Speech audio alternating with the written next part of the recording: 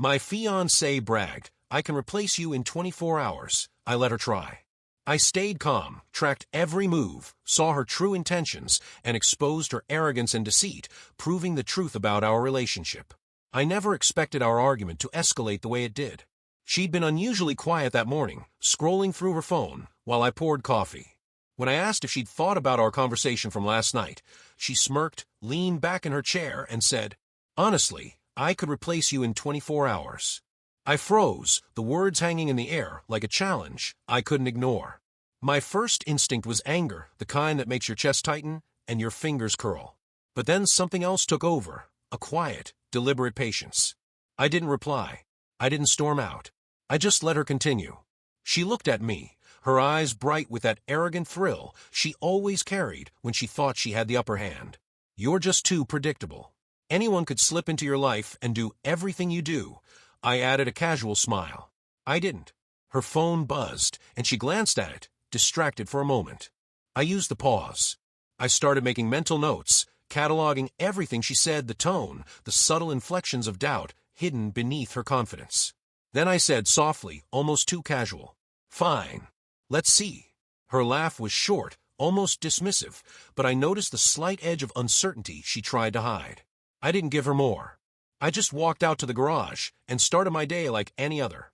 By afternoon, she had already made moves, calls to friends she thought I didn't know about, messages I intercepted, invitations I pretended not to notice. I kept track silently, every action meticulously recorded. I didn't interfere. I let her believe she was winning. By evening, I had a full picture. Her confidence was nothing but bravado. Her steps were reckless. Her plan was naive. And I realized something essential.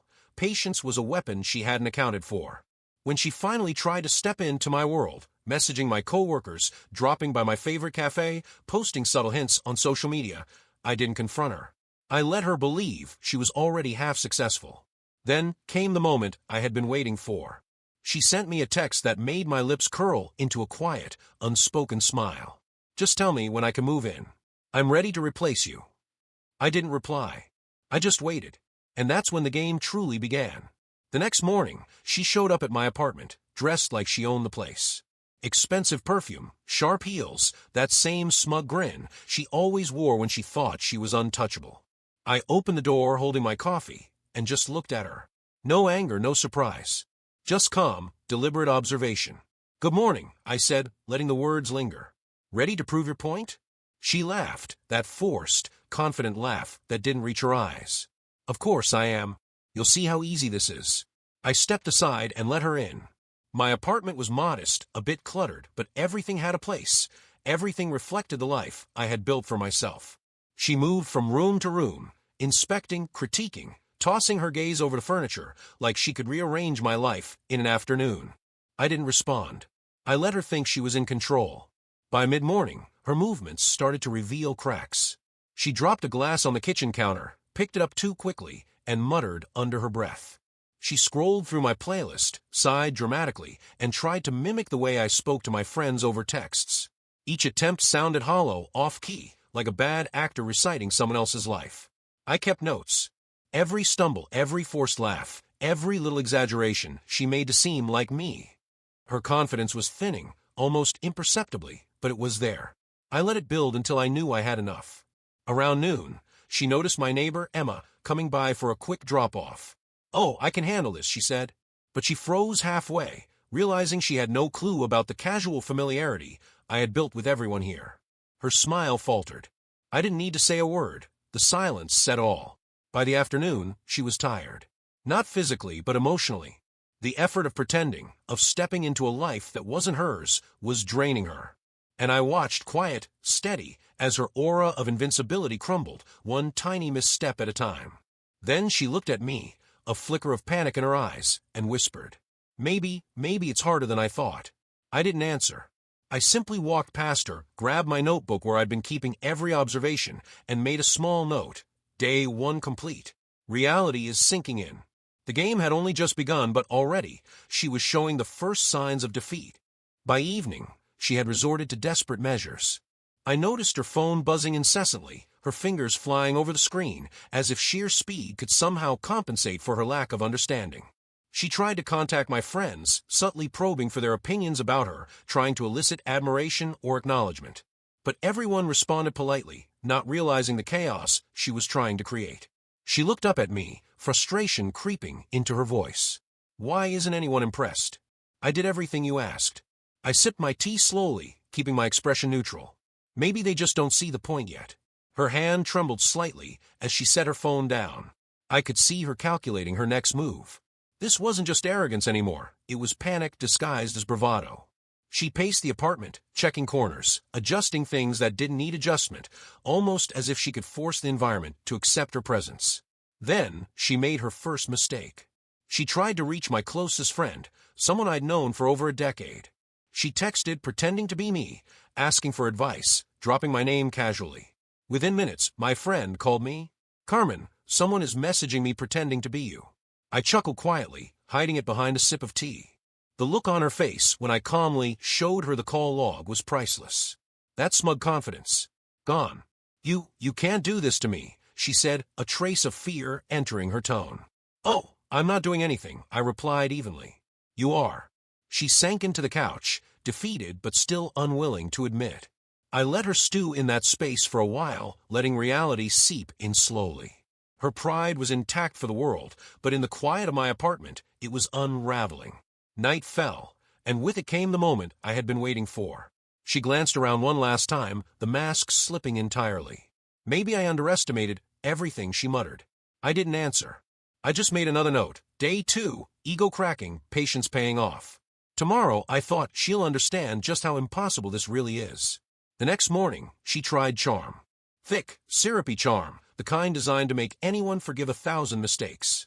She smiled brightly, laughed at jokes I hadn't made, even offered to cook breakfast. But I had already learned how fragile her performance was. It took more than fake cheer to mask incompetence.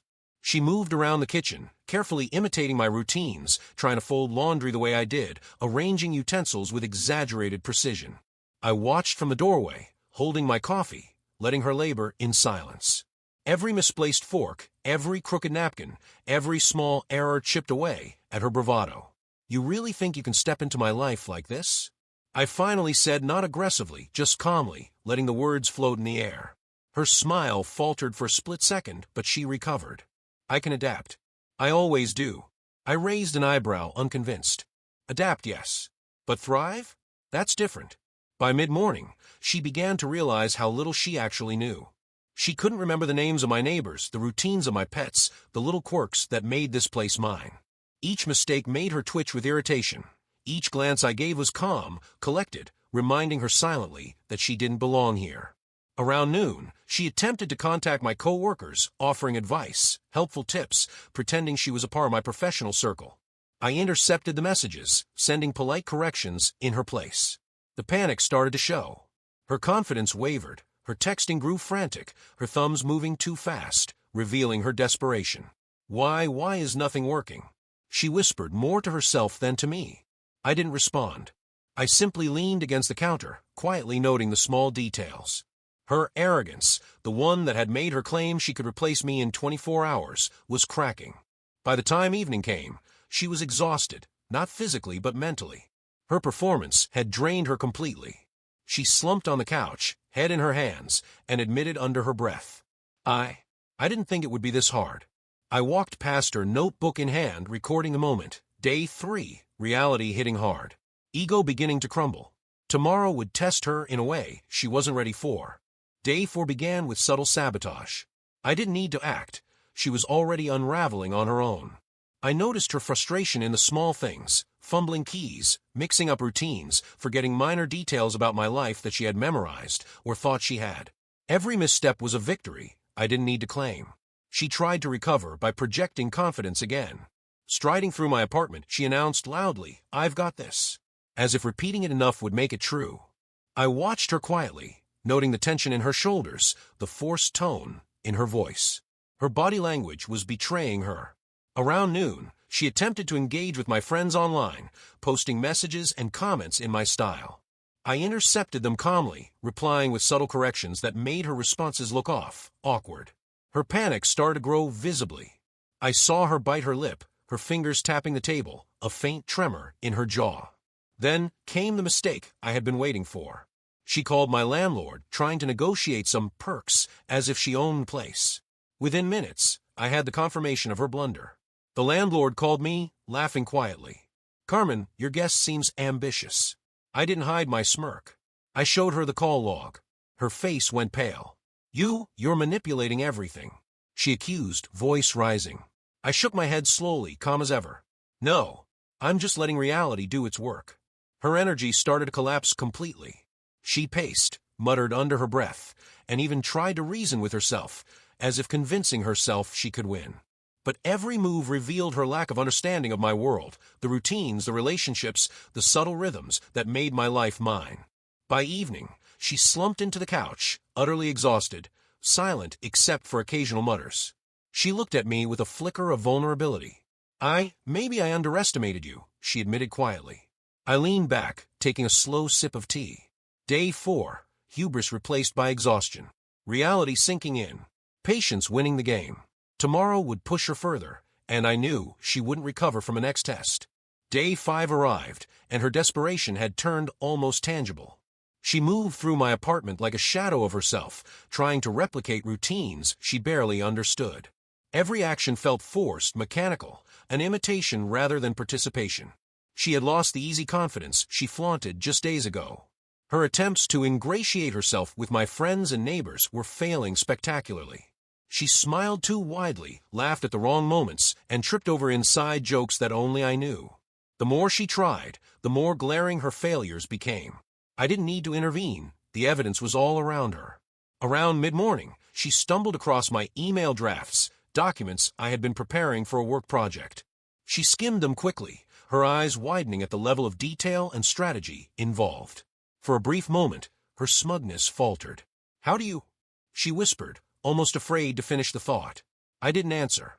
I simply leaned against the counter, calm and patient, letting her unravel in silence. Every attempt to outdo me was met by a quiet, invisible wall of competence I had built long before she arrived. By afternoon, she was visibly frustrated, moving faster, snapping at minor inconveniences. She tried controlling my space, rearranging my belongings, organizing my kitchen cabinet, actions that only highlighted how little she actually knew. Every misstep left her flustered, and I took careful notes, savoring the progression. Then came the first outright admission. She dropped onto the couch, head in her hands, and muttered, "I can't. I don't know how you do all this." I didn't gloat, didn't smile too widely. I simply said, "You wanted to see if you could replace me. You're seeing the answer." Her eyes flicked up, a mixture of frustration and reluctant acknowledgement. I could see it, the realization that the life she had thought she could step into was far more intricate, more demanding than she had ever imagined. Day 5, cracks deepening, humility emerging. She is starting to understand the gap between arrogance and reality. By day 6, her bravado had almost completely evaporated. She moved through the apartment quietly, every gesture careful, tentative, as if afraid to break something invisible. Even her attempts at conversation were cautious, measured, searching for approval that wouldn't come. She tried one last ploy to regain control, a display of charm, laughter, and exaggerated competence. "Look, I can still manage this," she said, voice tight, forcing confidence. "I just need more time." I watched her calmly, taking note of every hesitation, every tiny slip. Her time was already running out. She had underestimated the complexity of my life, the depth of my routines, and the loyalty of my friends and neighbors. Every detail she missed, every faux pas she committed, reinforced the truth she didn't want to admit. Mid-afternoon, she attempted to access my professional contacts, trying to impress them with insights she didn't have. The messages she sent were polite, but empty. When one responded with questions she couldn't answer, her face flushed, panic creeping into her eyes. "This is harder than I imagined," she admitted under her breath, pacing the living room. I thought it would be simple. I didn't respond verbally. I let her pace, let her exhaustion build. She was finally beginning to realize that living my life wasn't a challenge she could casually win in 24 hours. Every action she'd taken over the last week had been recorded, observed, cataloged, not for revenge, not for display, but as proof. Her arrogance was no match for reality. By evening, she collapsed on the couch, head in her hands, silent. I walked past her, notebook in hand, writing. Day 6, ego fully cracked, desperation mounting. She's finally learning that life isn't an act she can imitate. Tomorrow, I would present the final test. One last day to see if she truly understood what it meant to live in my shoes. Day 7 began with an air of tense anticipation. She had stopped pretending to be confident, her steps slower, her speech more careful. I could sense the mental fatigue weighing on her, the constant effort to keep up with my routines draining her completely. She attempted to plan her own day, in my style, mapping out errands, social interactions, even meal prep. But it quickly became clear. She didn't know the rhythm of my life. Timing was off, priorities were reversed, and every small error left her visibly frustrated. By late morning, she tried to reach my closest colleague, hoping to impress them with her insights. But her questions were superficial, her suggestions off-target. When they asked for clarification, she stumbled, faltered, and finally muttered, I didn't realize how detailed all this is. I didn't smile, didn't give any indication of triumph. I simply nodded, letting her internalize the lesson. Each misstep was a teaching moment she refused to acknowledge outwardly. In the afternoon, she attempted one last act of dominance, trying to reassert control over my space by rearranging my workspace and optimizing my schedule. Within minutes, she realized her changes disrupted the flow, created more confusion than clarity. Her shoulders slumped. She sank into the couch, exhaustion and humility written all over her face. Okay, maybe I underestimated everything, she whispered, voice small, almost broken. I didn't answer. I simply walked by, jotting down, Day 7, full immersion complete. Reality has finally overwhelmed arrogance.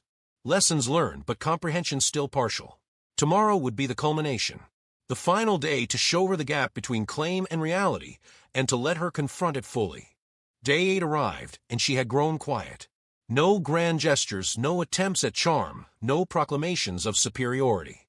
The only sounds were her hesitant movements and the occasional mutter under her breath, as if she were negotiating with herself.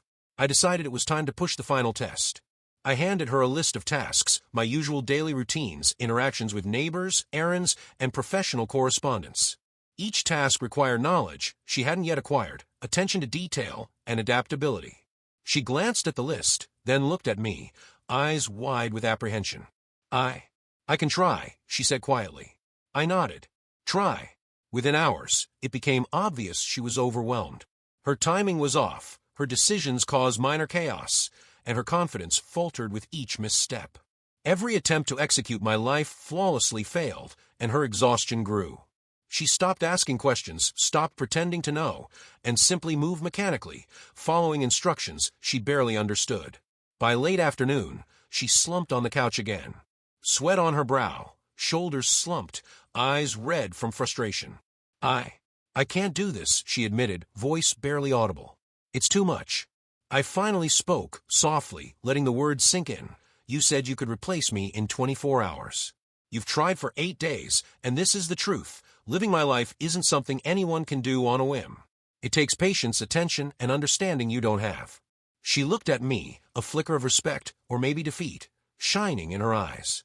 For the first time, she understood the gap between her arrogance and reality. Day 8, humility achieved, reality undeniable. The final lesson is clear. No one can step into another's life and master it overnight. Tomorrow would be quiet. No tests, no games, just reflection. Day 9 was silent. She didn't speak much, didn't make gestures of bravado, didn't try to assert control. She moved through the apartment carefully, almost reverently, as if each step reminded her of her own failure. I let her sit on the couch while I went about my usual routine, watching her observe quietly, no longer trying to imitate, no longer pretending. Every glance she cast betrayed a mixture of exhaustion, humility, and understanding. She had seen the truth firsthand. She couldn't replace me, couldn't step into my life, couldn't match the patterns and relationships that I had cultivated. By evening, she finally spoke. I get it now, she said softly, voice steady but subdued. I didn't realize how much goes into everything you do. I nodded, keeping my calm demeanor. It's not about doing the tasks, she realized. It's about the thought, the consistency, the life you build every day. She looked down, processing the lesson fully. I didn't gloat. I didn't need to. Her silence, her reflection, her acknowledgement was enough. As she left that night, there was no dramatic farewell, no final attempt at charm, no angry words. Just a quiet, mutual understanding. I had let her try, and in doing so exposed the arrogance of her claim and reinforced the depth of my own life. I closed the door behind her, notebook in hand, writing the final note. Day 9. Challenge complete. Arrogance tested. Reality proven. Patience and observation won. The week had been a test, but the lesson was clear. No one can simply step into another's life and succeed without understanding it fully. She had learned that truth, and I had watched it unfold, quietly and deliberately.